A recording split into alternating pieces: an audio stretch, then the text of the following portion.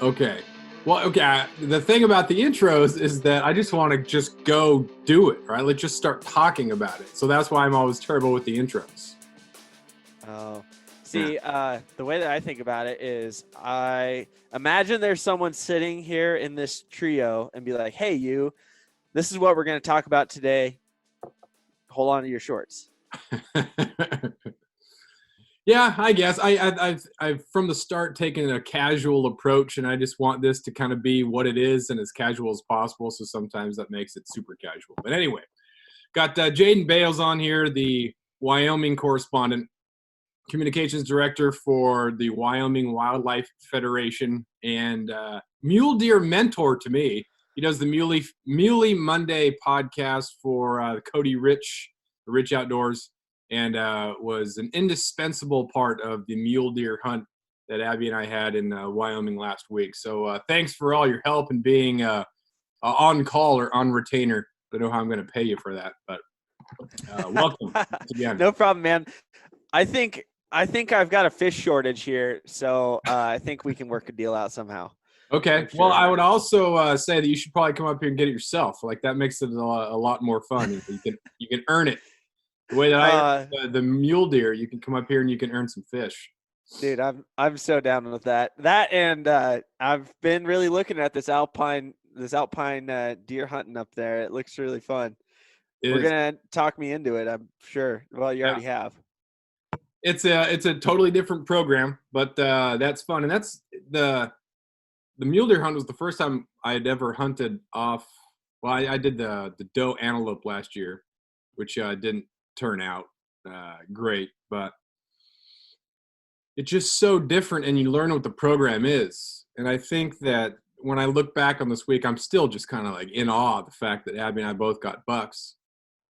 But I'm also thinking about just how not epic it was.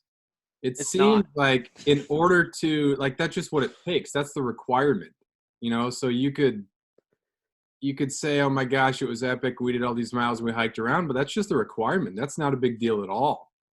I think that was the biggest thing that I took from it.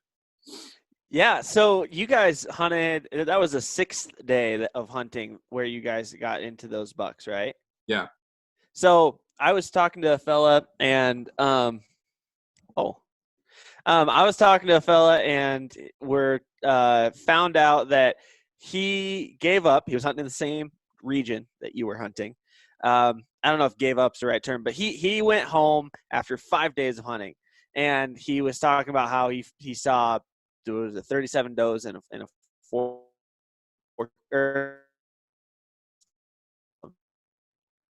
And I was thinking about it and was like, well, and then on day 6, you guys came through with not just seeing a buck that wasn't a spike, but you came through with 2 bucks on one day. And it just really drives home the point that, like, it just takes one, it just takes, one day where everything comes together for it to be an epic hunt. Instead, he drove back down to wherever he's from out of state and, like, felt like it was the world's worst hunt. Yeah, in the back of my mind, I knew that I wouldn't get a lot of shots. I was just hoping for one shot. And so as that was happening, and I, screwed up. We screwed up a stalk on a forkie, and then we decided that we are going to try to go for the buck we called Chopsticks, and then that one got screwed up, and then I missed at about 100 yards on a forkie. And so, I mean, it's just a disaster. And I'm thinking, how many shots am I going to get? I'm getting way more shots than I thought I would. I thought it'd be one shot. And when I started the trip, we'd done some scouting and we put some game cameras up. And so we had seen some really nice bucks, and we were out there setting the game cams. We saw some nice bucks. And so I'm thinking, man, this is a huge buck area. So if we see anything, it's going to be big. It was almost like I didn't even expect forkies to exist down there. So when I first showed up, I was like, man, I just want a shot. Just give me a chance at a nice buck. If it's a 3-point, that's fine. 4-point would be awesome. But as the week went on, it was, I will shoot anything with horns. And Yeah. so we saw this spike that had chops. They're like, yeah, sure, that's fine. I'm not eating this tag. I would have preferred maybe a forkie. And so Abby I'll shoot Chopstick. But we ended up having a couple shots at those things. And so like, how are you can't keep screwing this up. You have to keep after it, but you can't keep screwing this up because you're not going to get infinite amount of opportunities. And then it ended up that last day, actually the day before the last day, we had Friday, but we shot them both on Thursday, and it was crazy. It's Just crazy. works out. I don't know what it is, but like on podcasts I've done and podcasts I've listened to, it always seems to come together towards the end of a hunt, though, and Yeah. it's like just getting good as you're getting ready to leave. And I always think that there is the correlation there is just that when you're getting to the end of a hunt, just like you guys were, you had everything dialed. You knew what time you needed to be where at and where to look for critters that you'd kind of seen a glance of in previous days or whatever the case was. And that's like one of the things I think that like we oftentimes forget when we're looking at like our game plans for a hunt is the fact that like if for example you had, what was it, on day 2 or 3 that you had your first opportunity? Let's see. We didn't see what day was the stock. I think it was day 3. Day 3. So on day 3, and you had that opportunity, and then after having some crappy days before that, you go like, "Oh my gosh, there goes my one opportunity. I'm such an idiot," right? And I think you said something like that to me over text. Yeah. And the fact of the matter is, because that happened on day 3, you guys had 3 or 4 more days that you were dialing it in, and you were like really getting it figured out to where I wouldn't have bet that was your only opportunity just because like it was so early in the trip. Yeah. And I think that's something that like I actually had some conversations with Jess last weekend because she's got a buck tag because I shot her buck out from underneath her. And and she's getting kind of discouraged, just being like, oh my God, like I can't imagine like this is going to work out. And I'm like, well, it just takes one. It just takes one buck to be in the right place at the right time, and it all comes together. And I think that's one of the things that like you have to at some level, especially with deer hunting in this like really crappy time of year, you have to be an optimist in order to keep turning them up and keep focused and keep running not just like a good game plan, but keep improving your game plan every day. Yeah. The biggest thing, or along with the biggest thing, was the difference between like intellectual knowledge and then wisdom. Because you do so much Yeah. research, and I talk to you so much, and watch, listen to podcasts and watch YouTube videos, and you read about it. But that's just getting your brain the information. Wisdom is knowing when to use what tactic. And Mhm. on so many of those podcasts, you hear people asking questions, and whoever's running the podcast, like, well, I don't really know. These are all the things. These are all the opportunities or situations, but I can't tell you exactly what it's going to be. And so there's not one thing that's going to work every time. And so as we're going through the week, that was, we're trying to figure out, okay, which tactic do we have to apply in this sort of situation? And then you never learn how to do that unless you're actually hunting. You That's just so true. become, so like, well, what do we do here? And that first fork, was actually on day 4. Um, we walked past this forkie. It was kind of like the drive-by. If you're driving and you see a buck, you keep driving, drive past it so it doesn't think that you're stalking it. If you get right out, then it can bolt. So I just let's keep walking. So we kept walking, and it was almost butt up. It's probably 30 yards from a property boundary. And so I wanted a different angle, and so I kind of took my time, and I was crawling at it, but it was already on alert. So it hopped up, and it took off. It was crazy how fast they went up. It went from bedded to running without even standing up. It was unbelievable.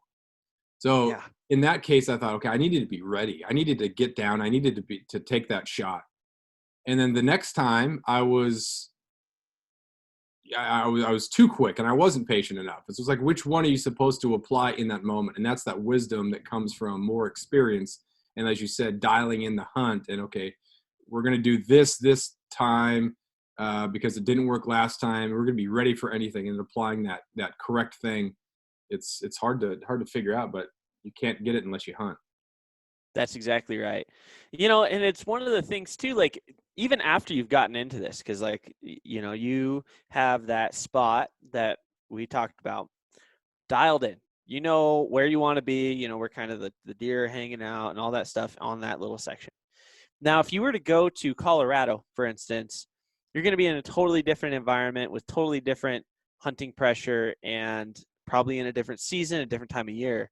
You're going to have to you might know the knowledge already, but you're going to have to relearn that place and that time of year for the new hunt. You know, it's like, it's one of those things that it's actually something I get really excited about, is just the fact that every time you go on a new hunt, you're learning something fresh again. You know, it's like, before we really dove in here, I was kind of showing you these 2 bucks I have behind me.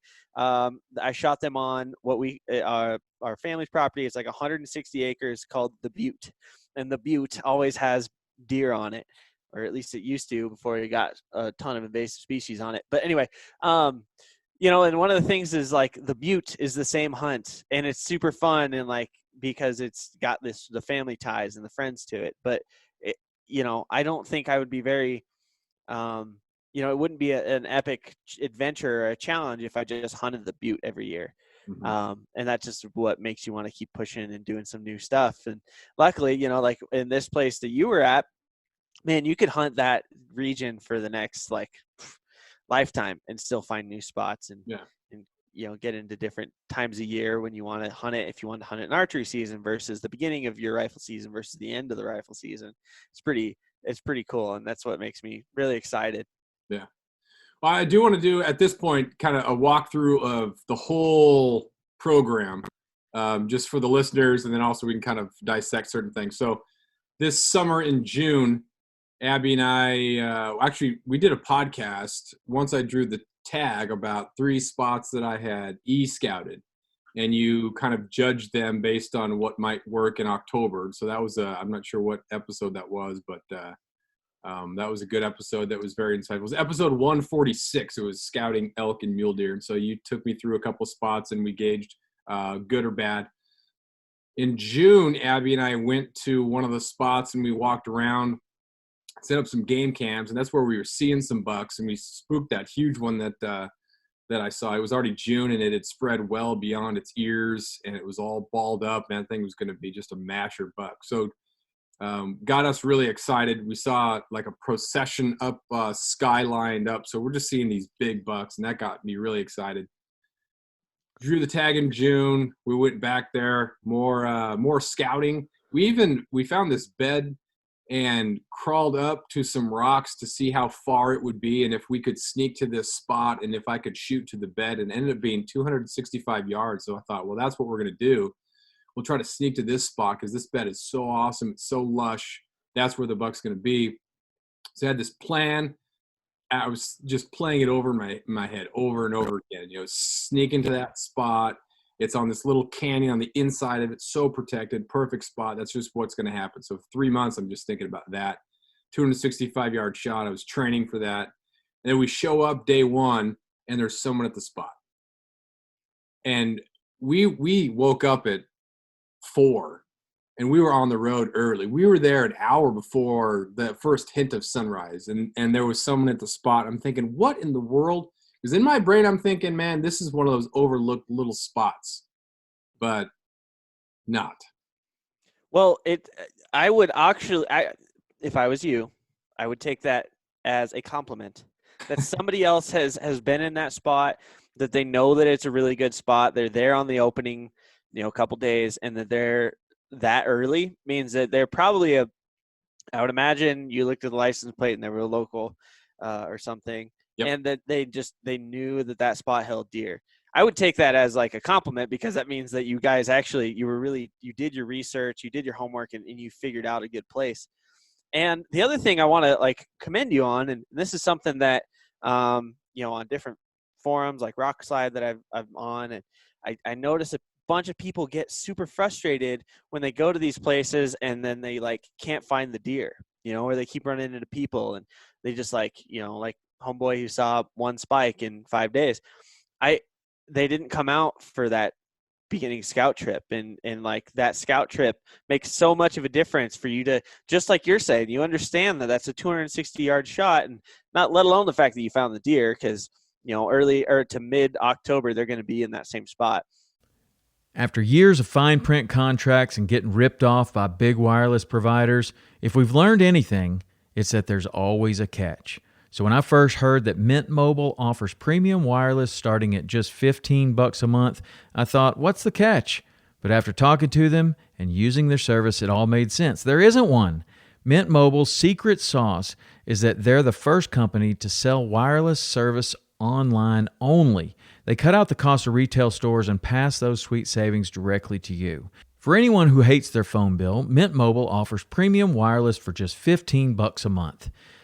I was hesitant about having to get a new phone and a new phone number, but with Mint, you can use your own phone with any Mint Mobile plan and keep your same phone and your same phone number along with all of your existing contacts.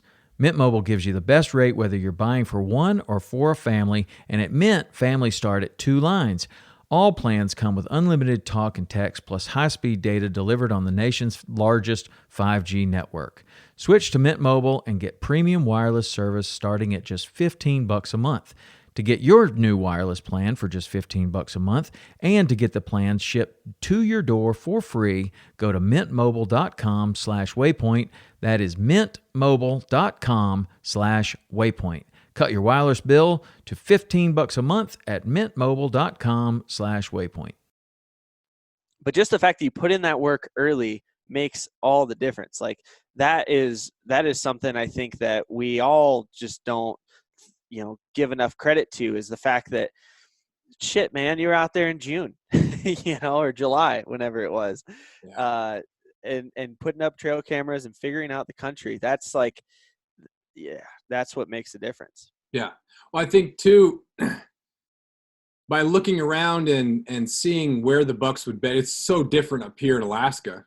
If you're looking at, what type of territory, deer need food, water, shelter. So if you're here in Southeast Alaska, that just means they're outside. Whereas down there, certain rocks and where's the wind going to come from and, what's going to be dry and what's going to still be growing at what point in time. So when we showed up and it wasn't there, I thought, oh my gosh, we put all of our time into this and someone's there. Now we almost had to start from scratch, I thought, but then I think, no. You put in some time. We just got to look for the same sort of things, but in a different spot. Exactly. And so we went to a B spot and we were the first ones there. And then another truck pulls up. I'm like, really? And so had you hiked into that ridge on that spot? And I just know it because I've been there. But basically, for those who don't know, you basically hike through a little section and then you go up and over a ridge and then get into the good habitat. Yeah. So it had a large access point comparative and just a bunch of BLM back behind it.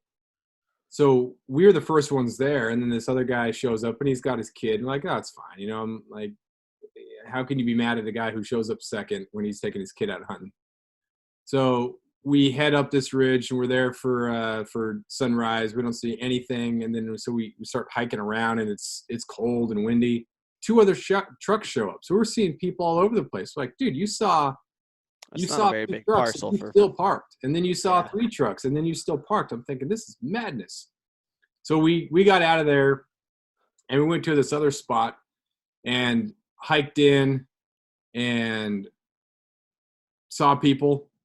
Hiked another half mile, perfect little gulch, saw more people. So we just kept going further and further back there. We ended up about 2 miles from the car, and it was that evening glass. And I'm like, okay, Jaden said you got to stay till dark. We got to stay till dark. We can't cut the corner on this. We got to stay till dark, stay till dark. So it was getting cold. We're just sitting there, and I'm glassing, and I think, oh my gosh, that is huge.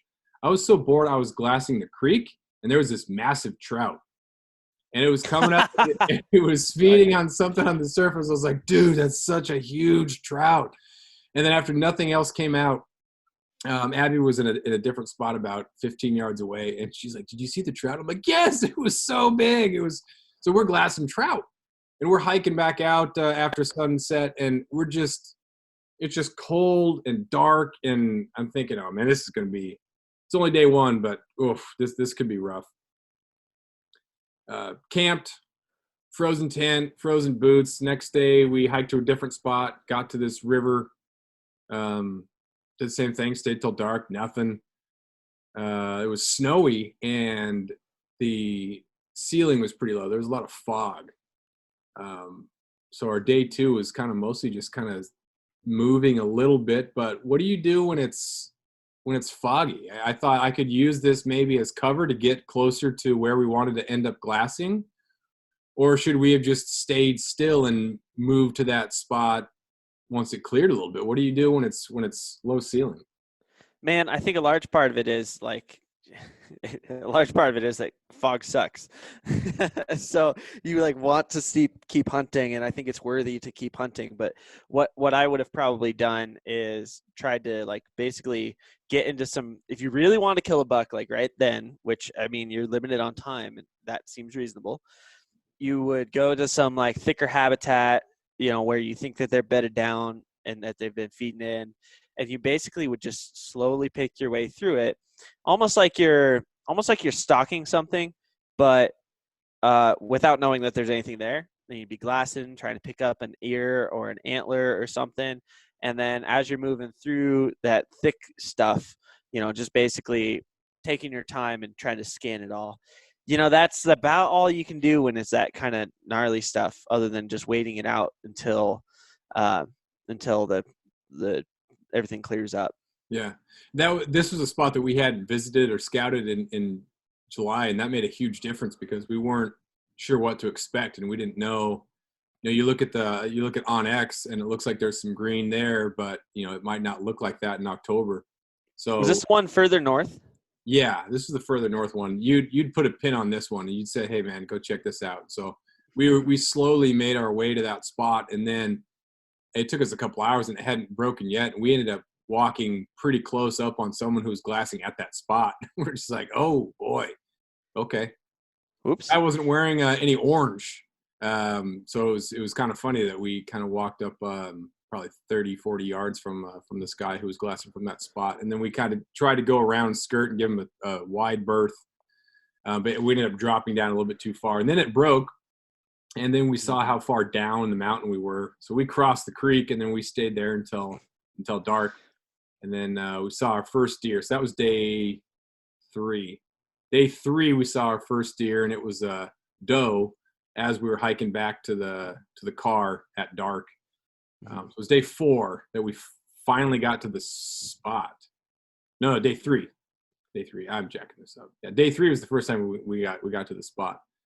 And then we hiked into that like our A spot, the spot we wanted to go to at the beginning. Yeah. So it was day 3 when we finally got to that spot and did the approach to get to that rock, but it just seemed a lot more exposed than I remembered. And there was nothing in that bed. And then I just looked at the whole picture, and I just saw that as we were walking up that canyon, anything that was bedded and looking down it just saw us. And I thought, oh, we can't be doing this. Like I was hoping that we would sneak up on something that was bedded in that spot. But man, anything in this is the most likely place for a deer to be. And we're just showing them that we're coming.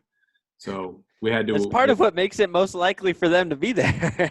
Yeah. Yeah. They're like, this is the best vantage point. Yeah. Yeah, and so I thought this was an error. This was a definite error in judgment. So we looped around. We ended up seeing a couple does that day, which was nice. And so we pulled the game camera because Abby hadn't checked it in a couple weeks because she didn't want to get in there and get some scent and mix some stuff up. So we checked the game camera. And there was this nice 4-point with a white face that had been there in September, but there was nothing else. And so we thought, well, there were some does around here, which is nice. And I texted you, and you said there's probably a buck around there that's using the same territory, but not necessarily with the group. So at least the spot had given us some confidence. Day 3, we'd seen some does, and that was enough to kind of keep us going. But it wasn't until the next day that we saw our first buck, and that was when we were at that spot, and we were employing the new thing, and that was when I walked past it and then tried to sneak back to it, and it jumped. Yeah, man, it was tough. It was tough. Yeah, At this dang. point, Yeah. it's toward the end of the hunt, and I'm starting to freak out. We're running out of time here, but you just got to keep with it. Yeah, and like I said, I mean, as you figured out, and we've already kind of touched on it, it's one of those things where all you have to remember is that it takes like one deer in the right spot at the right time for a hunt to go from a dud to like a winner. I mean, it's one of those things where you just have to keep your mind in the game throughout the whole trip, or else like yeah, I think when people get discouraged is when, at this point that you're talking about in the story, is when people start fading. They sleep in a little bit, or they walk back to the truck because they get cold.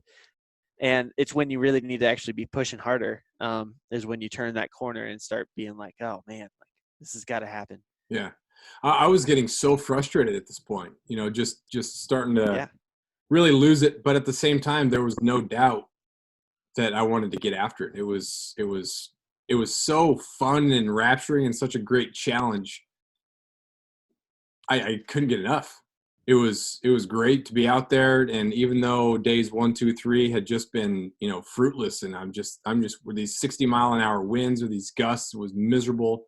It was sunny, which was warm, which was kind of nice, but days 1, 2, and 3, man, that was tough. 4, 5, 6, things got a little bit better, which kept us going. But still, starting to miss those bucks, and on day 5, missed that buck. We went into this spot.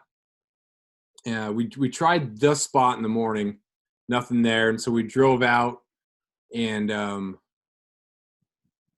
oh no, gosh dang it! I should have just got this down in my brain first before. There's just so much 6-day hunt in Wyoming. There's just so much to figure out. So in the morning we went There's to a the lot. spot. We saw a group of deer, one of which was a spike that had chopstick antlers, so we called him Chopstick. So we'd seen a buck, and then When that you was say it. chopstick, are you talking about like it's just a spike, right? Like he just doesn't have any forks or anything, right? He has chopsticks taped to his head. That's what it looks like.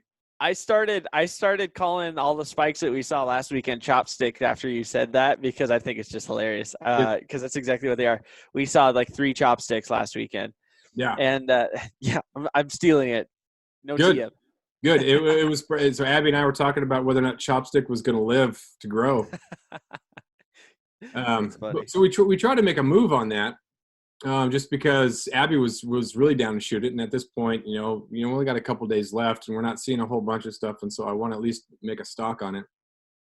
And then so we were making a move, and I thought it was a solid move, but then they just bumped and then they took off, and I thought that's kind of crazy. We hiked back and we saw that someone had parked right next to us, and so I wondered if they had employed our first plan and kind of come up that canyon, and they had seen the people hiking up there, and that's why they spooked. At first, I thought it was me somehow, that I'd screwed up the stock and that we'd been winded or something. So I'm taking this person like I'd screwed up again, but it may have been them. So I'm going to blame them, or I did blame them, which helped me get a little bit of confidence. Then we went so we drove to a different chunk of state land, and saw a forkie from a long way away. It was actually back across the road. So we hiked out from the road, and then we went up and circled around and saw the buck back by the road. So we went back, crossed the road,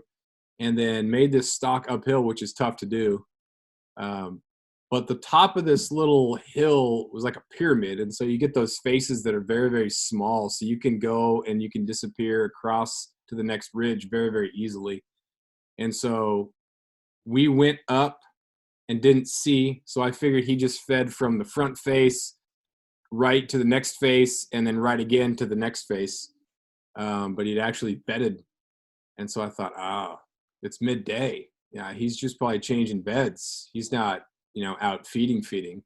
He may have just fed on his way from one bed to another. So he bumps over the ridge. So I run, and he's going away kind of down a ridge and then stands up broadside. So I lay down, put my pack down, and I'm thinking it's a pretty far shot. And I check on X because I don't think this is on our territory. And so I look at my phone and I think, okay, where are we and where is he? All right, perfect. You got to look at the texture and you got to look at everything and think, okay, that mountain is definitely on our territory. So we're okay. I'm okay for this shot. Because I had been too patient with the previous buck and ruined that stock, I just kind of panicked. And so I didn't range this buck. I didn't adjust my magnification on my scope. And so I was on 5 or 6. So when I looked at that buck through the scope, that thing was small. So I thought it was a far shot, and I just airmailed 2 shots, and then it took off. And then I realized it was like a 125. Oh no. And I'm like, dude, that's so stupid. That's so stupid that I airmailed 2 shots at 125 or 145 or something. It was less than 150. And it was just that panicked, I'm such an idiot. Like, you should still be able to, on 5 or 6 power, be able to know that, okay, you should be able to make that shot. So I don't know what I was doing. But I just, I was so upset at myself. Don't beat yourself up too bad about when that kind of shit happens, though, because one thing is you're getting excited and you're having like that adrenaline rush, and we call it, when I do it, it's called crash. It's just crash Jaden. It's the reason why I left my keys on the mountain when I shot my bear. I just yard sale everything, and then I just lose my mind. And the one thing about it is, like, I think a lot of people do it, and we don't talk about it very much.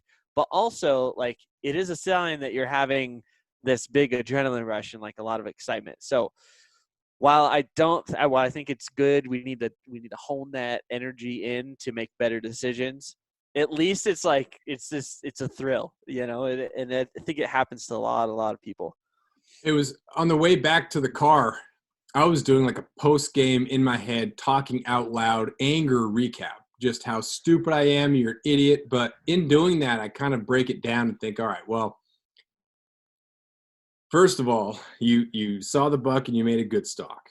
Uphill stalks are difficult, but you managed to get to 20 yards, 30 yards. You just jacked up by not glassing that thoroughly and just choose the bed, right? So I kind of like talk to myself. I think Abby, I don't know if she laughs at this or thinks that I'm a psycho, but my post recaps that I talk myself. Sometimes I talk myself back into the game, which is good. So I dissect exactly what I did wrong, what I may have done right, and then I kind of rebalance myself, I guess. So by the time we got back to the car, I was good. We had seen that buck. It had been a terrible morning.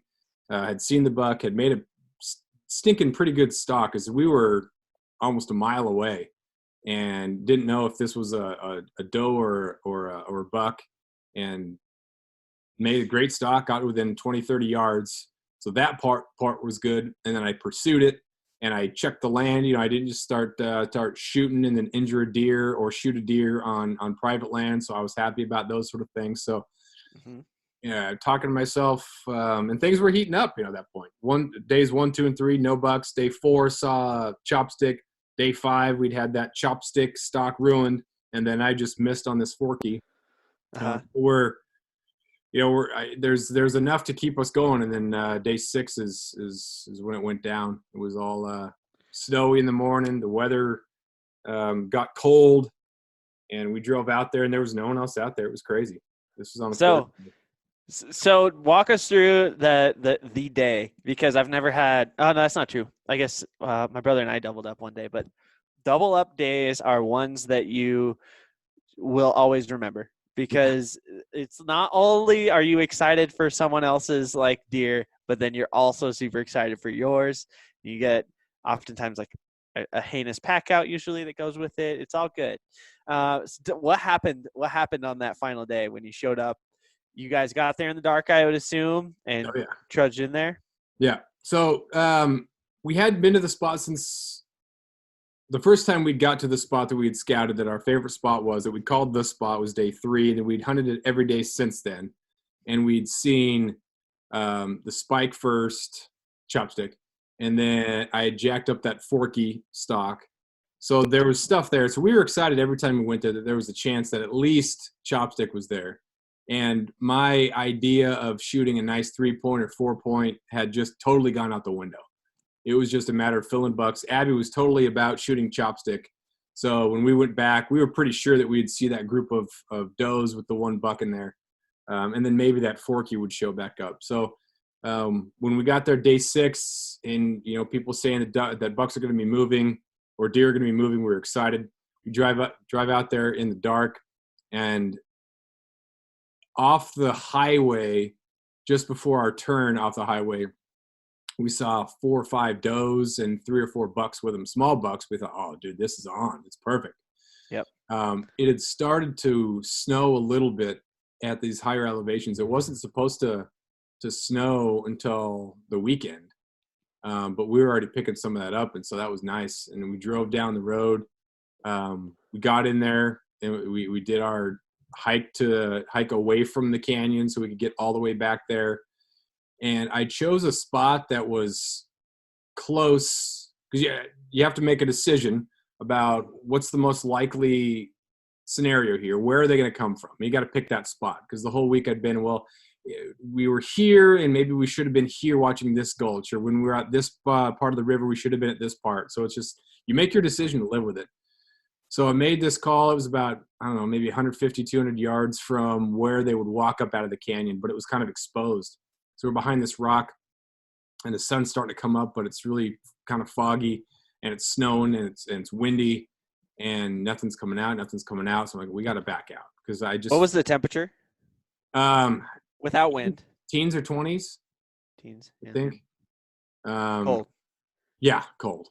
So we're just sitting there slowly just getting colder and colder and colder. We can't see, like, it opens up from a canyon, and then there's like a little bit of a hill up in the back. And so I don't really like it, because we're super exposed. So we back out of there, and nothing's coming out. So we back out of there, and then we see a couple does, and then there's nothing with them.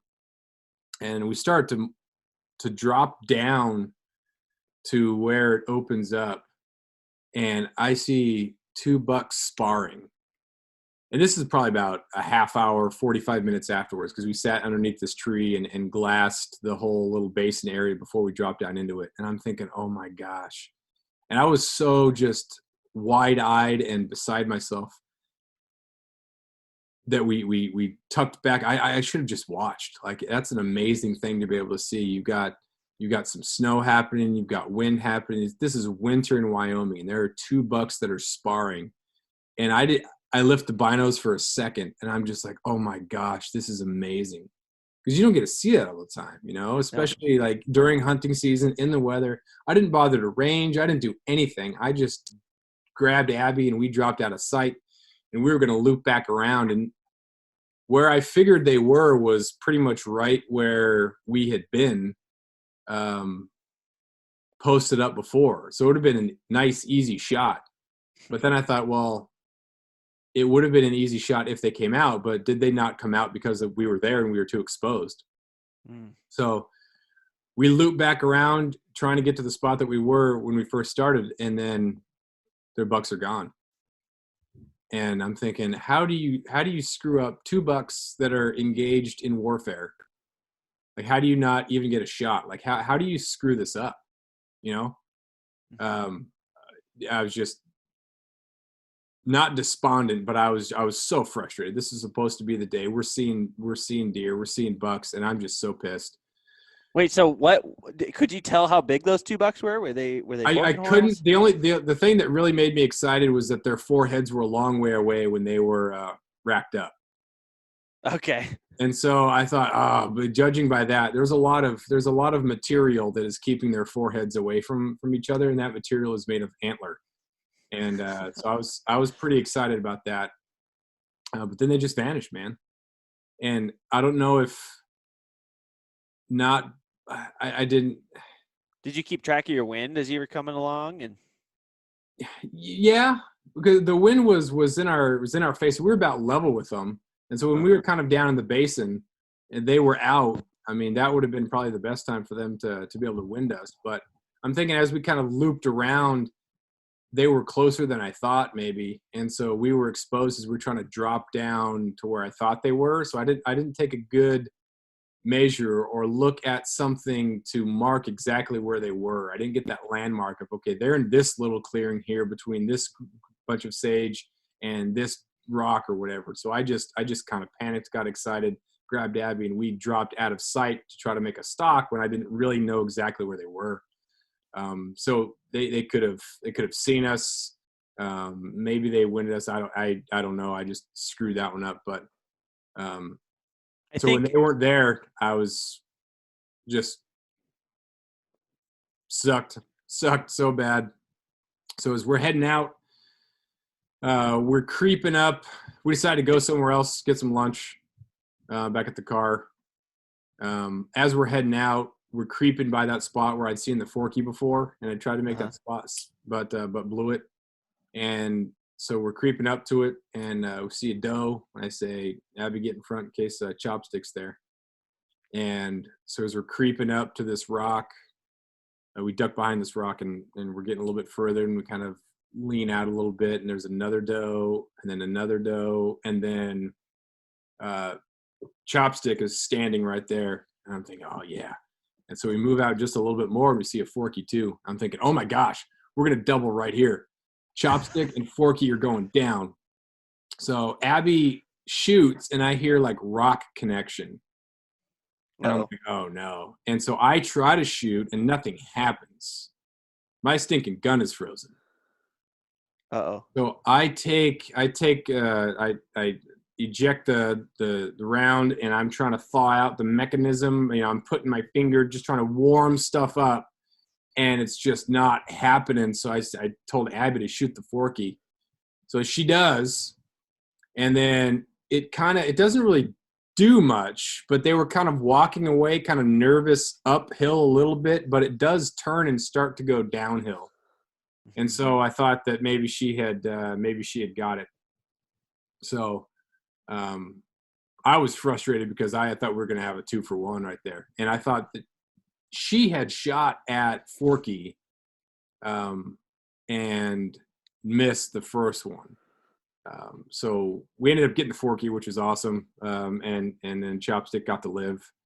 So we cut up the deer, took it back to the car, had some lunch, drove to a different spot, and then we wanted it to calm down. I thought those big bucks that were sparring are still in there somewhere, so we're going to look for them in the afternoon. And so we went, had lunch, walked around somewhere else, and went back to the spot and hiked in there, and then chose a different glassing spot, one that was more protected, one that was a further shot, but it was a lot less visible from anything that was in the canyon area. And it gave them probably better protection as they're coming out. So I was just kind of looking over. We sat there for about an hour. And then all of a sudden, here comes a doe, here comes another doe, here comes a little buck, and then here comes this 4-point. I'm thinking, oh, my gosh, you kidding me? Oh, my gosh. So take the shot, miss, and then kind of trots a little bit, and I shoot. Spined him, which I feel bad about, but I was able to get up on it and finish it off. And I'm just thinking, this is crazy. I had such a bad attitude so many different times when things were going wrong, and yet still have the chance to get this 4-point. And it was what I wanted from the start. But then as reality was setting in, I was like, you're not going to get a 4-point, man. Like, this is just, you should enjoy the hunt. I was prepared to shoot Chopstick or a forkie. Like, I had come full circle to, we're going to see a nice buck, man. I'd love a 3-point, definitely a 4-point, and then I'll shoot anything with horns. And then it happens. And I get a chance at this 4-point, and it ended up being the 4-point that we saw in the game cam from mid-September. Not a huge 4-point, but the biggest buck I've ever shot, and which is nice because it gives you somewhere to go. If you shoot a monster on the first one, then it's like, well, what do you do now? Well, congrats, man. And congrats to Abby too. It's what an epic day. That's man. I will say, it sounds like you have Crash Jeff as much as I have Crash Jaden, episodes. So yeah, that is something. It's so funny because like when you saw those bucks sparring the first time, it's like okay, when you see them, then you just have to take a deep breath and be like, what's the right move now? Instead of just going, like someone lit a fire your butt and trying to get on them right then. That's one of the things that is, as I've been around Jess a lot, she has like the bow hunter's mentality where it's like once you find the critter, that's only like step 1 of 5, or of 1,000.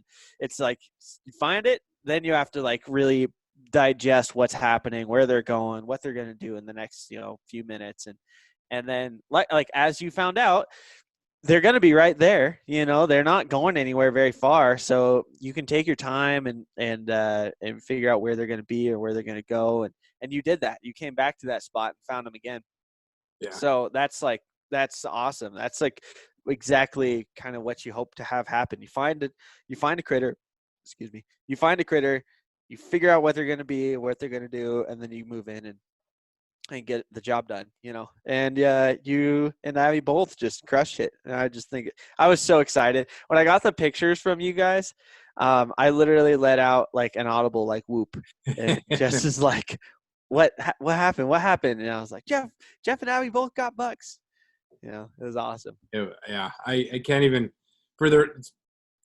We had Friday just to process the deer. No, we took the heads by Fish and Game to get them, or you call it Game and Fish here, right? Or in Wyoming. Yeah, Wyoming Game and Fish Department. Yeah, took it by there to get tested for a CWD, and we just had the day so we corded it out, and then we're just cutting it up, and I'm just thinking, I can't believe this happened. I still can't believe it happened.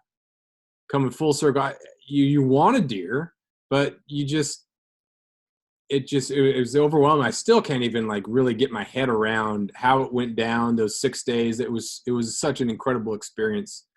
So much fun and so much misery and just so much energy thinking and caring and hiking and camping and being frustrated and getting the head back into it, but still waking up the next morning at 4 to drive out there to get, everything. And then like, how did that happen? And then to be able to get, she got it. That forkie's a really nice forkie. And then, me to get a 4-point, it's just like, what the heck just happened? So the next day and a half, we're just, I can't believe that happened. So it's pretty sweet. Oh, that's super sweet. Well, good for you guys. And that's like, it's, you did the thing. And I know that you've been having some anxiety around it and excitement, in a good way, but like, it's sweet when someone goes and sets their mind to something and then they like accomplish it and do it the right way. And yeah, so good on you guys. Yeah. It was fun. It was fun. So what happened with your, you got a nice, stinking mule deer. I don't know if you want to retell the story of that, but, I did really I did like the fact that you were honest about getting caught up in the year of the deer. And you'd shared a picture with me, but it wasn't on the socials yet. And it made me think, because I was super excited, and I was, the second I had reception, I was texting other people, I was going to put that sucker on social media. But I really respect that you hesitated and you were like, yeah, I kind of let this get a hold of me. So, can you talk a little bit about maybe being a little overcome with the excitement of getting of getting a deer and then kind of losing perspective? Yeah, and like it's a long, arduous story to tell the whole year of the season, because I had focused so hard on trying to just get a deer, and it's one of the things that I heard you kind of talking about, and like that you just didn't want to go home empty-handed, and I was in the same boat, of like, I can't not kill a deer, and I think we need to be careful when we're as hunters talking about it more publicly. We should probably be just careful that we don't get wrapped up in that the process is still fun, that we still have a good time when we're out doing it. Because so basically the story goes, Jess and I were out hunting around Lander, and she knows this place like the back of her hand. So basically there's one spot that I had found and scouted and found a deer in, and then every other spot I went to was the place that Jess had shown me, and a place where she knew there were some deer. And so I was leaning heavily on her kind of local information from living here for 10 years.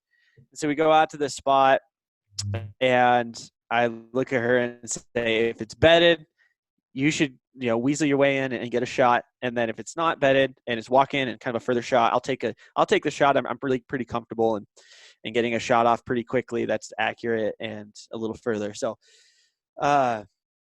basically we see this buck and I lose all sense of comprehension that this hunt was teamwork, and it was like, okay, it's Jaden's hunt now. And, we get up there and find it bedded underneath a rock with a juniper in front of it. Like, it's the perfect stalking situation. And basically I just told Jess, like, nope, I'm going to shoot this buck right here. And then I proceeded to blow off an offside leg. And it's just like, I eventually obviously got the buck down, and everything, as far as that is concerned, worked out fine. But, I really just basically was like shoving Jess aside, being like, nope, this is my deer. And, unfortunately, like, it was in a place that she showed me, in a place that she had scouted and put stalks on bucks before. And, I just was really selfish with that whole final process. So then, that, as you can imagine, doesn't make the other person very happy. And then I proceeded to, I posted it up on social media, and then I realized, as I was getting all these congrats and stuff, that oh shit, I just posted that up because I was wanting to show that I could kill a deer instead of being so concerned with the how. So, it was kind of a humbling deal. And I talked about it a little bit in depth on the Rich Outdoors podcast, on their Thursday podcast last week. And we kind of dove into all the pressures, the pressures of social media, or just that you put on yourself to be successful. And after you've set a goal and stuff. And it's one of those things where at the end of the day, you have to remember, why are you out here doing this thing, and stick to that, and make sure that you don't and I say this kind of all somber. It's not somber in that I feel bad that I shot this buck, and I really want to respect that buck that I got. It's a sweet buck. I'm really stoked about it. But it is the how matters at the end of the day, and I'm going to, for future hunts and stuff, that makes more of an impact to me than just doing the thing. So yeah, there wasn't a whole lot to the actual story. I mean, it was it's middle of the morning. We'd seen this buck before, watched him walk over the rise, and then we walked up and over the rise and found him bedded. It's actually a lot like your forkie, where he went over one rise instead of two, and he just turned around, bedded right there, and was watching his back trail. And yeah, that's kind of the gist of the story. And now I owe Jess a couple pack outs at least. So, yeah.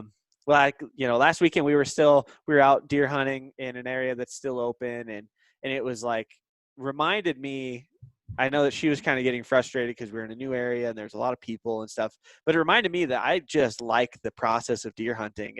And if you don't like the process of deer hunting, man, there's some other critters to go chase that I think are just as fun. If you're really into elk, like Cody Rich is, or if you're really into getting some more antelope down, or waterfowl, or whatever, you should do what makes you happy, and not just what looks good or is your goal that you're setting, or whatever the case is. It's it goes back to the reason why we're out here is really important, and you should stick to whatever makes you want to be out. Yeah. I do wonder how often, because it's the pressure that we put on ourselves, because no one really cares. No one cares. No, it's all personal. Oh my gosh, your friends will, oh, that's cool, man. They'll congratulate you, but no one is waiting to watch your story to see if you got a buck or not. It's a passing sort of, I wonder. I don't really care too much. I just happen to be wondering about how that went down. So it's all that pressure that we put on ourselves. And I do wonder in the industry how often people do things that, or you look at the end result, and it's all about the end result, and how it came to that point is a little bit maybe different than what's perceived, and in order to keep your reputation up. And I think that, I hope I don't get to the point where I have to keep up a reputation. It's funny because I call myself a mediocre Alaskan. Like I'm the first one to say, like, dude, I don't really know what I'm doing. I'm somewhat proficient, right? My angle is more the Bill Heavey and Patrick McManus type angle. I'm not trying to be an influencer. I'm not trying to be any of that. But it is funny how, people like, oh, I'm a hunter. I'm like, dude, no. Do you even listen to what I'm talking about? But you start to get, I don't know. It just gets weird, and I get It caught up does. too. I'm curious also if it happens to a lot of folks who are like trying to go somewhere with, and making an impact, and people who are like trying to do the right thing. I think is where you oftentimes find, when you're trying to do the right thing as perceived by others, that's like where you get into the messiness. It's like when you just do stuff that is for, the reasons sans everyone else, without everyone else's input. I think that's when you get into the most purest, like, and most effective and most helpful kind of communication, the kind of, experiences that you can have. Yeah. The best hunters that I know around Anyway, and the best fishermen are not people who would ever consider even being on a show. Like the whole Alaskan shows, this and that. Like they're just people who just do it. And because all of their energy is focused just on harvesting, like that is what makes them so good. There's no ulterior motive. There's no any sort of nonsense. They're amazing hunters. Like, dude, that person, hardly ever on social media. They're not making daily posts in the blacktail forum or this or that. Like some of those people are very good hunters as well, but some of the best hunters I know, they rarely show up on those things because they're too busy doing the thing than promoting themselves. Yep. That's exactly right. And it's kind of interesting. Like, I would rather be that person. I've kind of talked about this. Like, man, at some point in my life, I hope I can like semi-retire and just like make furniture or something and go hunting. Like something where you're not all tied into like what else is going on around you. Yeah.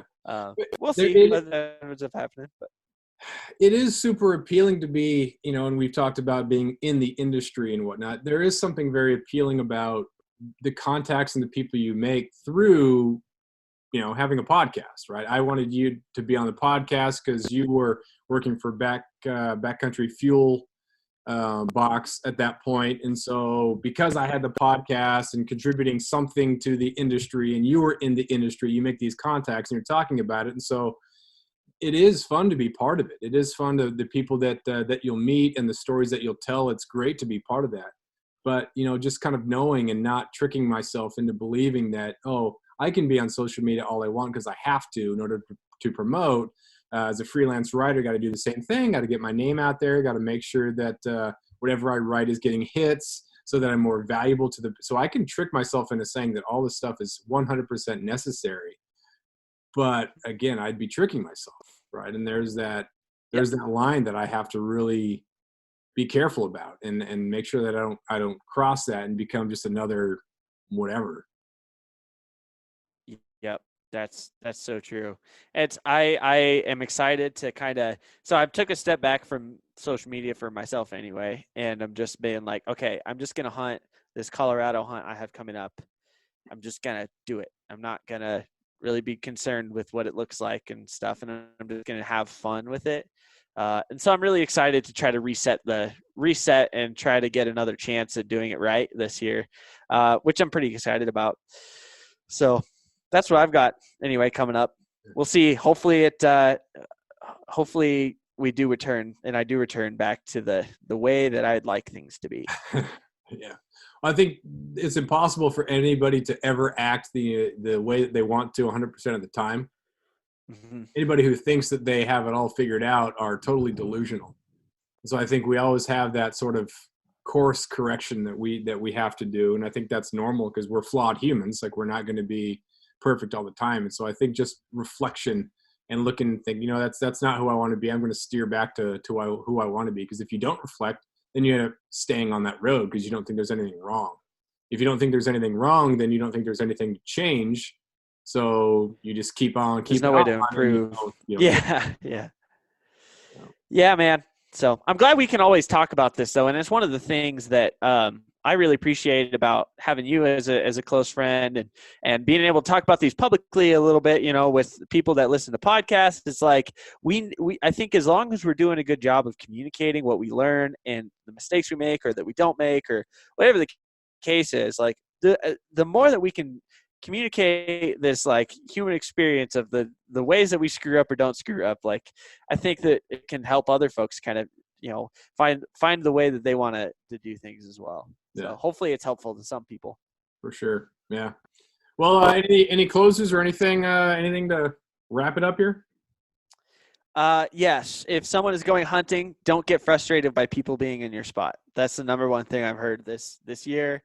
That's the number one thing I'm keeping in mind when I go to Colorado. Don't worry if there's someone in your spot. There's plenty of deer and elk and critters to go around. Yeah. My buddy Ryan says it's not your spot, it's your turn. Yeah. I'm sure that's, everybody, he says it the most, but I'm sure a whole bunch of other people say it too. But you and I've also talked about that sense of entitlement that comes with, the person who pulls up next to your truck and parks and goes in anyway with that mindset of, well, it's public land, it's free, I can go too. Where there's that unwritten ethic maybe that would make some people keep driving. And we did that a couple of times. Well, someone's there, someone beat us to it, so we're not going to try to crowd them because we don't know exactly where they are. So because we don't, we're going to go somewhere else. You beat us to it, where we're going to defer to you. You do your thing. We'll find somewhere else to go. But not everybody has that because that's an ethic. That's not a rule. Yep. There's something to it. Just being a nice person when you're out in the mountains and not getting this stuff, let it go to your head. That's that's really important too. So treat others as you'd like to be treated. And then usually your hunting experience is going to be just fine. Yeah. Yeah. And as soon as you said treat others through, I just think about how Abby must have felt when I was just blind with rage after either missing the buck or blowing a stalk, and how I'm just talking to myself and just like, this guy's a psycho, but in reflecting that, and I apologize. I'm sorry. You must think I'm crazy. She said it just makes her sad that I'm frustrated. And I'm like, yeah. Okay. Yeah. Yeah. Well, she already said yes. So you kind of got her locked down. True. Yeah. So. All right, man. Well, hey, good luck man. In Colorado. Look forward to hearing about it. And thanks again for being on here and all that. Yeah, absolutely. Thanks for having me on again. And as I've already said before, but I'll say it again and I'll say it till the cows come home. Congratulations to you and Abby on an awesome deer hunt down here in Wyoming. You guys did it right, and I'm just so stoked for you guys. Congrats. Thanks. Couldn't have done it without you. Oh, shoot. Appreciate that, man. Absolutely. All right, take care. All right, man. You too. Talk to you later.